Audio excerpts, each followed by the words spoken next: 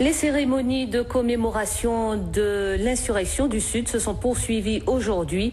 Les membres du collectif Glorieux Septembre 1870 ont procédé ce matin au Jardin des Clieux à Fort-de-France à un dépôt de gerbes en l'honneur des fusillés de novembre 1871. 8 insurgés avaient été condamnés à mort par le tribunal militaire français pour leur participation à l'insurrection du Sud. Une plaque portant le nom de 5 d'entre eux a également été dévoilée. Francis Carole nous explique pourquoi d'autres noms de fusillés ne figurent pas sur la stèle. En novembre 1871, il y a eu 5 fusillés ici. 5 fusillés qui étaient des insurgés qui avaient donc participé aux événements de septembre 1870, parmi lesquels l'un des chefs de ce mouvement, Eugène Lacaille. Mais ce qu'il faut savoir aussi, c'est qu'en plus de ces 5 fusillés, il y a eu par la suite 3 autres fusillés dont on sait qu'ils sont originaires de Saint-Luce, qui sont ouvriers agricoles. Parmi eux, il y avait un qui était d'origine indienne, ce qui montre bien la participation de toutes les catégories raciales, ethniques, entre guillemets, dans cette lutte, ce qui fait l'unité de notre peuple. Et l'histoire n'a pas encore révélé ces noms, mais on sait qu'ils ont été fusillés ici.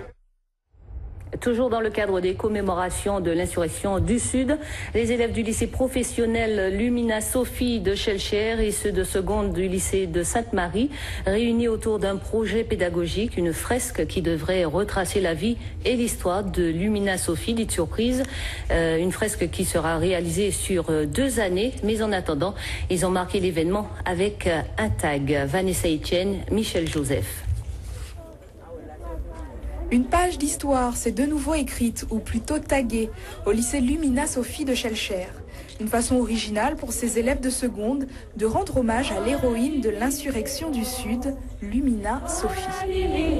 Beaucoup de choses. Je pense qu'on ne serait pas arrivé là comme ça si certaines personnes de la Martinique n'avaient pas agi. J'ai appris que Lumina Sophie était une grande femme, qu'elle était la chef de la rébellion du Sud, de Soulèvement du Sud, contre les maîtres Béquet. Mais je pense que c'est bien, puisque ça fait partie de l'histoire de la Martinique aussi. Donc, vu qu'on n'apprend pas tout le temps l'histoire de la Martinique, donc voilà. Lumina, c'est une femme joke, qu'elle a fait une grosse greffe ici en Martinique, qu'elle défendait les Noirs et que Lumina, c'est une bonne femme. Oui, c'est important pour moi parce que je suis un Haïtien, je ne connais pas l'histoire de la Martinique. Mais parfois, ça reste encore un peu flou pour certains. C'est qu'elle est morte en prison. Je sais qu'elle avait un homme... Elle était avec un homme blanc et qu'elle a... elle a eu des problèmes.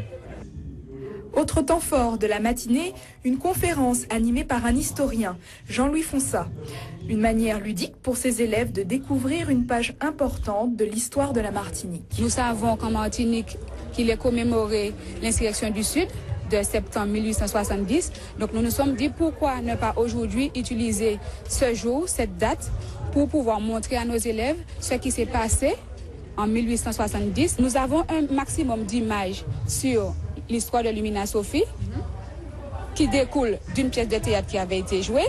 Donc nous allons utiliser ces images-là avec l'intervention d'un graffeur et avec ces images-là, il y aura une fresque de réaliser et ça va durer pendant 2 années.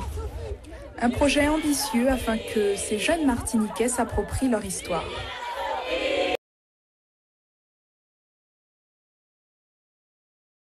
Leur objectif, une marche vers le CAPES, car pour ces Martiniquais, 142 ans après l'insurrection du Sud, les injustices sont toujours présentes.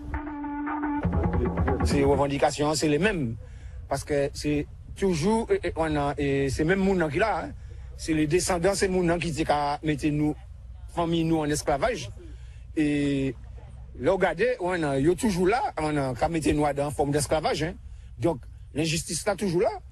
Et ségrégation toujours là. Et empoisonnement toujours là. Quant au choix du parcours, il est lié à la réputation du quartier, que certains surnomment Békeland, en raison de la population qui y vit. Et pour les membres du collectif, ce n'est pas dû au hasard. C'est pas pour rien, nous cabécher, nous commander les peuples martiniquais. Réfléchir pour qui ça se béché à venir mettre quoi yo Capes parce que yo savent que yo Capes yo la côte au vent yo pas la côte sous le vent donc yo pas qu'à subir épandage On ne sait pas si ces Martiniquais ont été entendus, car dans ce quartier très calme, chacun semblait vaquer à ses occupations, mais qu'importe, tant qu'ils estimeront qu'il y a un problème entre nègres et béquets, ils reviendront chaque année au mois de septembre.